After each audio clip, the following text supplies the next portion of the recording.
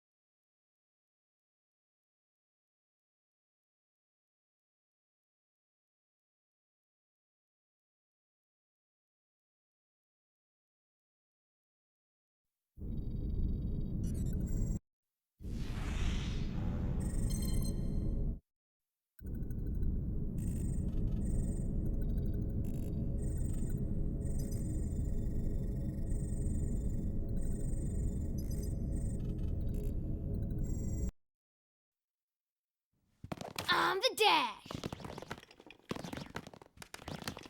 Yeah, and I'm the dad.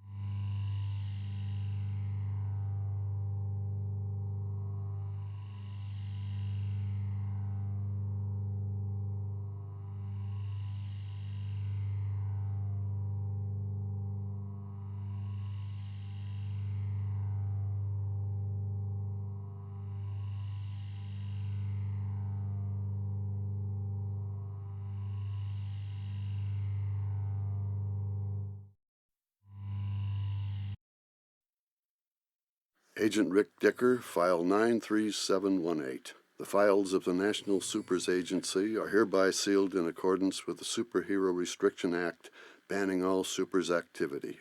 These files contain highly classified information regarding the supers, their powers, weaknesses, and in some cases their secret identities. Despite the government's insistence that this ban is permanent, these files should still be treated with the utmost secrecy and respect.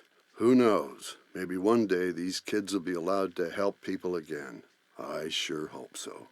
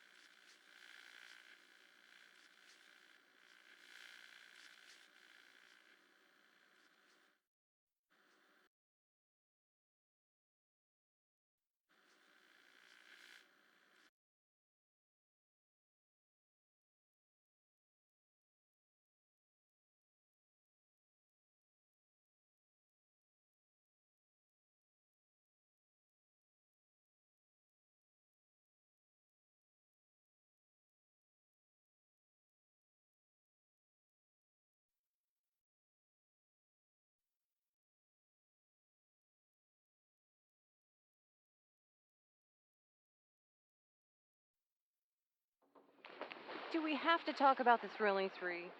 Yeah, yes, I was part of that group, and it was well-intentioned, a bit misguided. You know, let's face it, it wasn't really the Thrilling Three. It was really the Thrilling One plus two in Gazer Bean's mind. It was less than thrilling. Less than thrilling, that's good. Well, let's see. I started out in Arizona and then migrated over to Los Angeles, which was great. I had a great long run there. A lot of work to be done. A lot of superheroes see Los Angeles as kind of a launching ground. And to be honest with you, I didn't have a lot of places to launch to from there. The solar powered thing, it's sure it's good for the environment, but it's not so good for me. It limits my ability, it limits my work hours. It makes me look like an idiot if something happens at night. You know, really, it's really hard when it's nighttime for me because I'm a rather social person. I like to dance. I like to go out to dinner, and if something horrible happens, my power's not going on because the sun's not out, and so it can be frustrating at times. Unless evil breaks out at a tanning salon, I'm done for.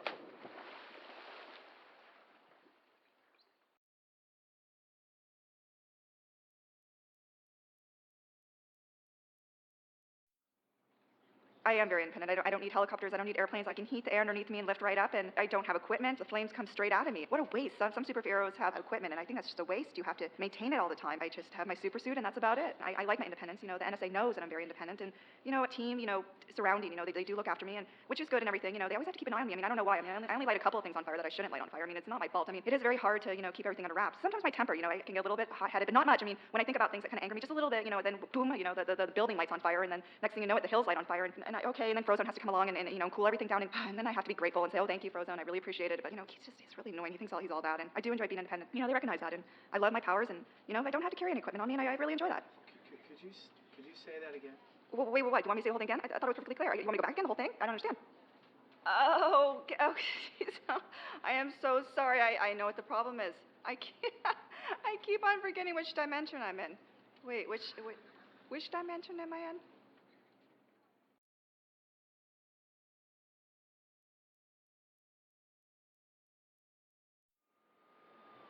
My powers are atomic density manipulation, abilities to reshape matter.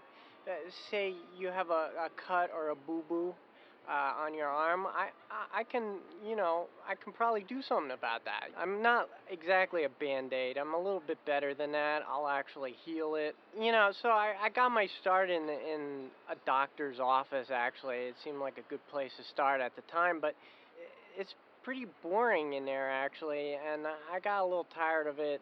You know, the doctors, they didn't appreciate what I was doing as much anymore, and you know, I wanted something a little sexier, you know, than just cleaning up wounds. So I thought I would try this whole superhero thing, see how that went for me. Currently, I'm focusing in on trying to reshape different materials into bicycles. It's sort of a hobby. I'm starting to gain some acceptance within the superhero community. I've gone to conferences and stuff, and you know, at first I started in the back of the room, just sort of as an onlooker. Now I have my own, you know, I have a table I get to sit at now. Some heroes talk to me. You know, especially if they want a bicycle.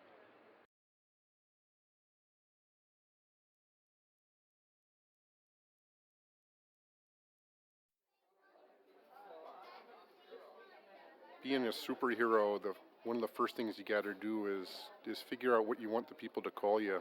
You know, I started out, well, let's go with the power, but you know, forehead ray disintegration guy, that was too long. I couldn't do that every time I went out to save someone. You know, walk up to a supervillain, it's like, you know, stop, it's forehead ray disintegration man, and by then he's already turned tail and run. So one day I'm having lunch in the local diner, and I'm really desperate. I haven't thought of a name yet, so I'm just looking around. It's like Forkman didn't work. How about Spoon Dude, Banana Cream Pie Throwing Man, Black and White TV Guy, Menu Mensch. That didn't work. The Napkin Dispenser Guy. I didn't really want that name, but I see the placemat. You know, it's Ralph's Diner, and thinking maybe Diner Guy, but no, like if my name's Diner Guy, it's like I'm only protecting the diner. When people come in, I defend the diner, and I didn't want to restrict myself to that.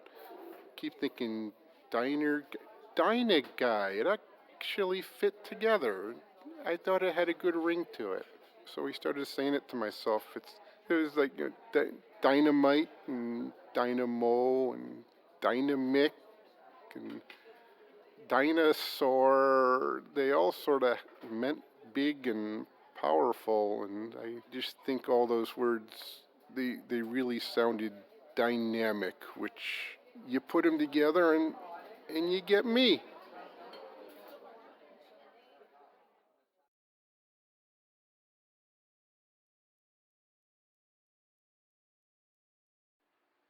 When you're a female superhero, getting clothes that don't wear out after a couple of wearings. I mean, after one good fight, I don't want to look like a housefrau, like I'm wearing a burlap sack. So, you know, I've spent so much money. I've been broke trying to put together a good wardrobe for work. And that's just when is this problem going to be solved for me? I can't wait for the day when somebody can put together a good line of action wear. You know, action wear that will be form-fitting, that will recover after a couple of good days of work, that can really function and has style. Okay, look. If I do a couple of good moves, hold on. If I do a couple of moves like, I'm sorry. Well, if I do a couple of moves like this.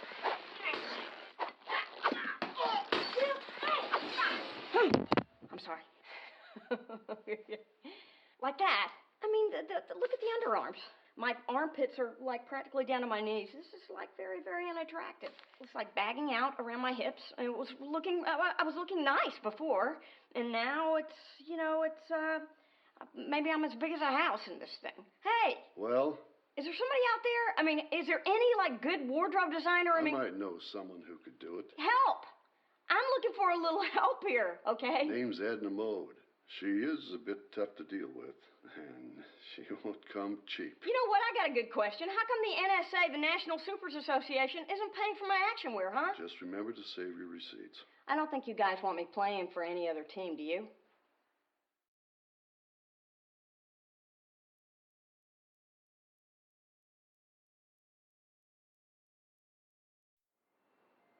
You see, when one is a superhero, there's a certain catalog of expectations that are incorporated with it. Say, the physical appearance. Yes, I stay in shape. Yes, I have the colorful outfit that goes along with it.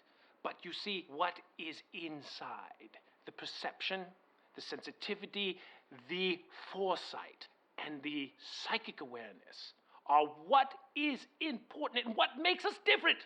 What makes us transcend mere knocking about. Yes, I can mix it up. Oh, I can fight with the rest of them. I can knock 3 people through walls if I have to. But why do that when through the process of the mind you can avert conflict before it happens? I can make you perceive that I'm beating you up without even touching you with rapier intellect.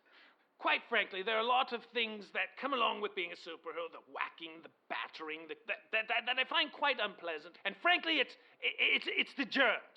They're everywhere, and they're so small, and saliva, and blood, and bits of bone, and tooth. There's a lot of supervillains. Frankly, they're not clean people. They don't take care of their hygiene.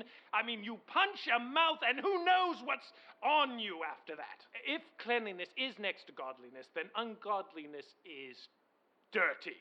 I can deal with a messy psyche, but I cannot deal with a messy bathroom. I mean, why can't people just clean up once in a while and wipe a sink or they leave hair? Don't they see it? Don't they see the scum building up? I mean, it is just a nightmare that you walk into someone's bathroom and they have not touched it in months. We're scrubbing. Are we out of time?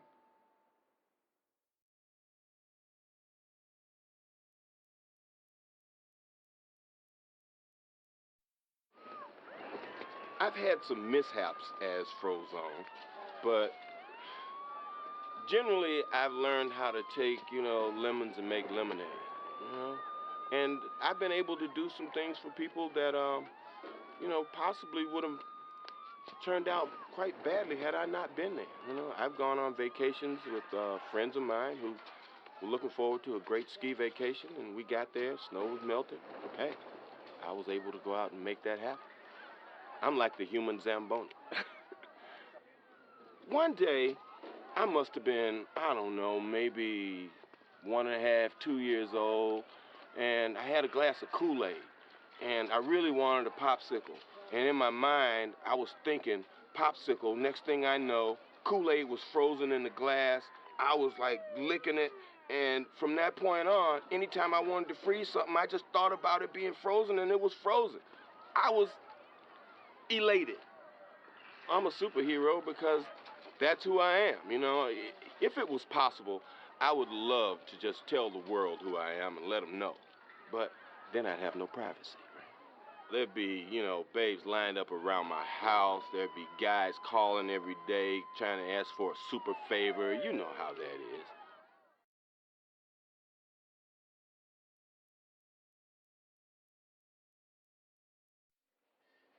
There's always going to be a lot of collateral damage. There's lots of villains, and there's lots of villainous deeds going on at any given time.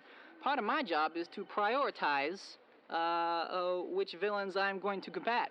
So I take a look around. I see if there's any good-looking women who need to be rescued immediately, and then I sort of start from there and work my way down the list. If you've got Tubby Joe Schmo over there with a laser pointed at his head, and he might have to wait in line a little while. Yeah, I've fought my fair share of villains, and they all have their own unique challenges. They got their zombie monkeys and their giant laser robots and their super aquatic ninja pygmies. But I tell you, once in a while, the real kicker is I get these dames, man, these dame villains, and they got the curves and the hair and the big eyes, and boy, those ones, they're really, really hard to kill. Especially the ones where they come up and, and they're looking at you and you're looking at them and you feel that simpatico, like she's digging you and you're digging her, digging you, and boy, you really got to take a jog around the block real quick and, sort of get your concentration back, compose yourself, because, you can't get distracted by these sort of thoughts when you're going up against a super villain. That's one of the hard parts of the jobs, when you come across a dame who's really something to look at, and you just got to let her have it because she's a villain. Yeah, those are the bad days.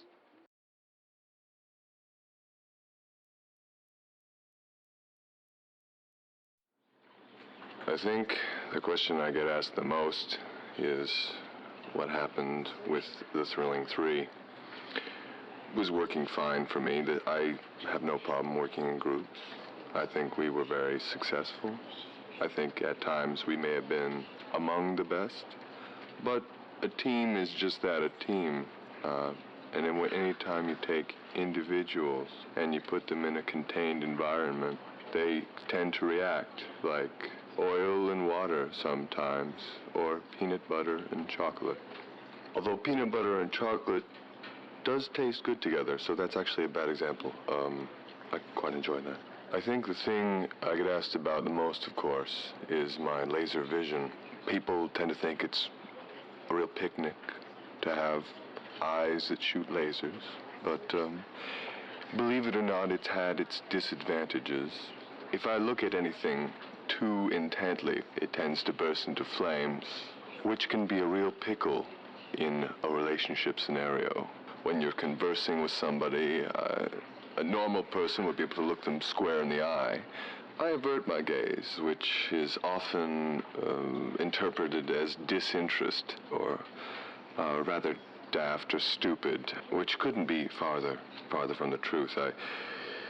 I'm a man of culture, a man of passion, and I would say a man of humor, which is not widely known. On the outside, I appear calm and cool, perhaps even collected, but on the inside, I'm guffawing away on the steamship of hilarity. I'm not sure if that made very much sense.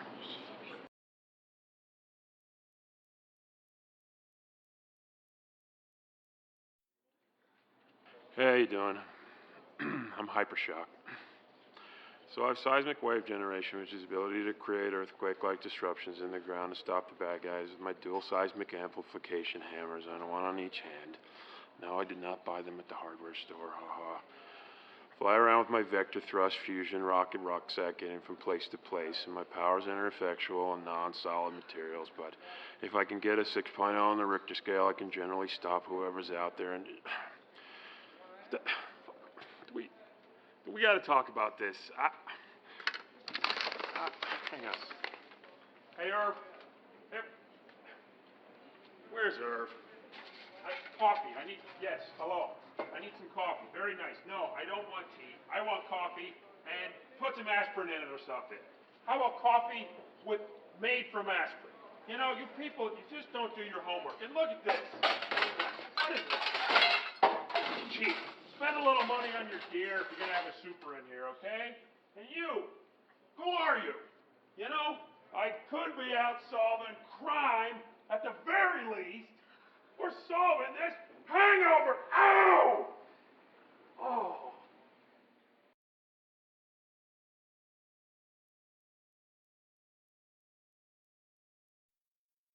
Macroburst audio file incomplete. Damage during mission. Audio file from macroburst mission recovered, but determined incomplete by NSA Division Delta.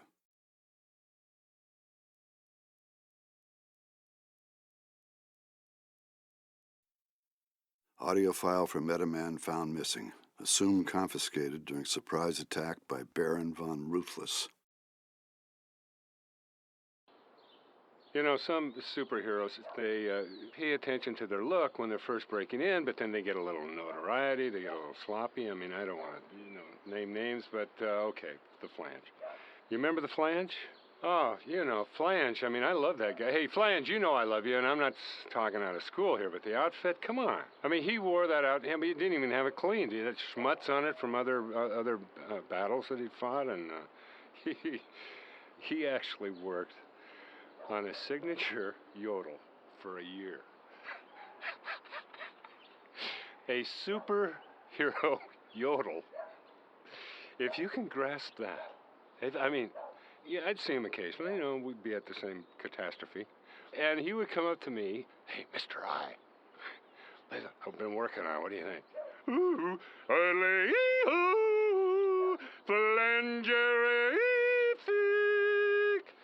I mean, is that disgusting or what? Pull yourself together, Brother Flange. You're representing something here. It was embarrassing. It was a waste of time. And quite frankly, it was denigrating to the profession. Kids cannot look up to a yodeler.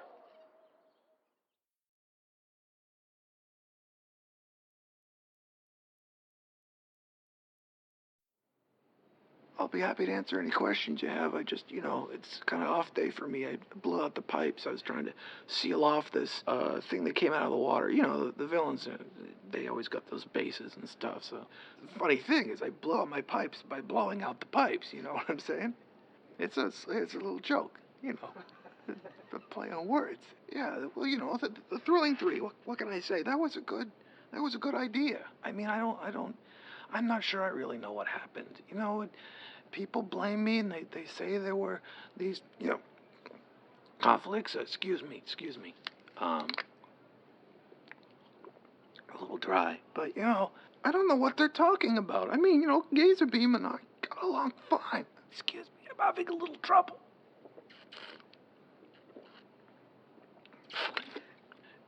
It was a democratic situation. It was good. I don't know what people are saying. Excuse me.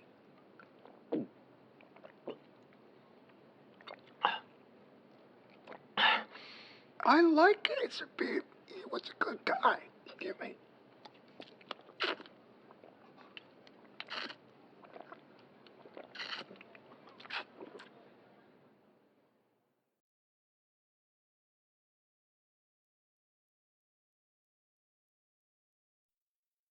Audio file for Plasma Bolt erased inadvertently due to Plasma Bolt's electromagnetic aura. Scheduled to re-record. So in high school, that's when I realized I had the ability to possess other people, to send psychic waves to other people to get them to do things that I really wanted them to do. I had a crush on the quarterback of the football team, who was also my best friend's boyfriend. I psych waved him into asking me to the homecoming dance and breaking up with Shelley. And the more I practiced it, the shorter amount of time it took. I could just sort of look at someone or look at a picture or see them passing by and think this thought or this action or whatever, and it would just happen. Never really used it to harm people, except for all those girls I made the guys break up with because I wanted to date them. Kind of freaky, actually.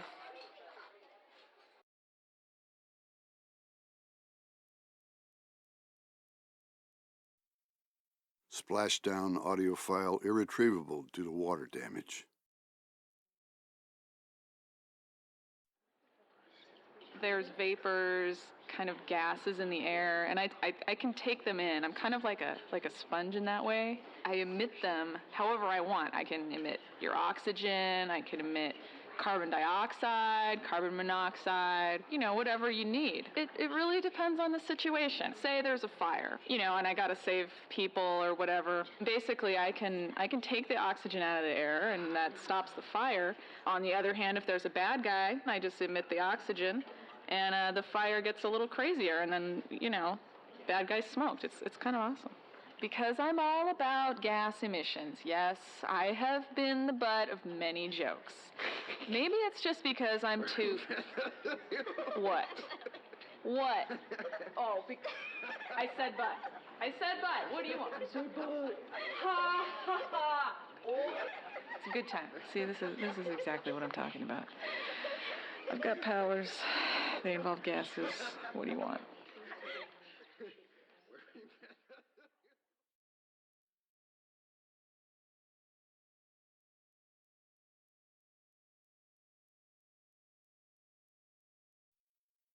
Stratigale's mission audio file deemed incomprehensible. Suspect either faulty recording equipment or a high level of ambient wind noise.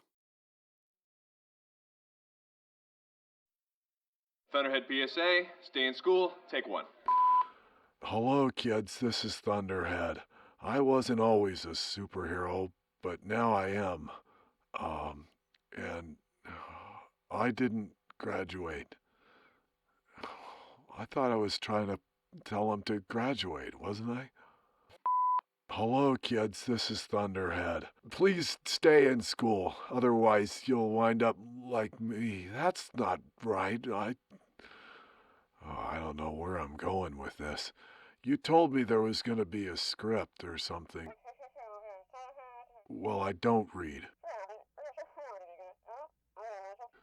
But you were gonna tell me what to say in through the headphones, and you're not telling me anything except go again.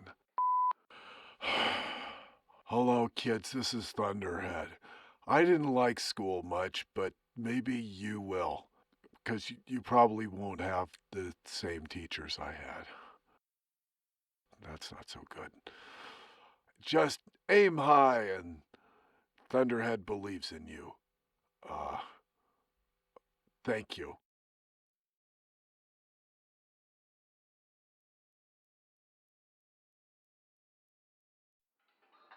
Most superheroes have the alter ego so they can have the so-called normal life. Me, I choose not to. I don't see why I get so much flack for not having an alter ego. I mean, it's supposed to be a secret. No one's supposed to know. So what's the point? So if I take a girl on a date, I'm wearing the costume, sure. They like to bask in the awe of Universal Man. But when we're alone, with the candlelight music and the pericomo and the fragrant oils and things of this nature, then they come to me and they say, oh, Universal Man, maybe you take off the mask. Maybe we can see who's underneath. There's no one underneath. They would be horrified if I asked them to take off their face. This is what Universal Man wears. This is me. Other than being indestructible because of my high density, I am just like you. And that's when the breakup starts, with the late-night recriminations and the slamming of the doors and the shattering bottles and the things of this nature and the redistribution of the assets and the it's not me, it's you, it's not you, it's me. But in Universal Man's experience, it's always you.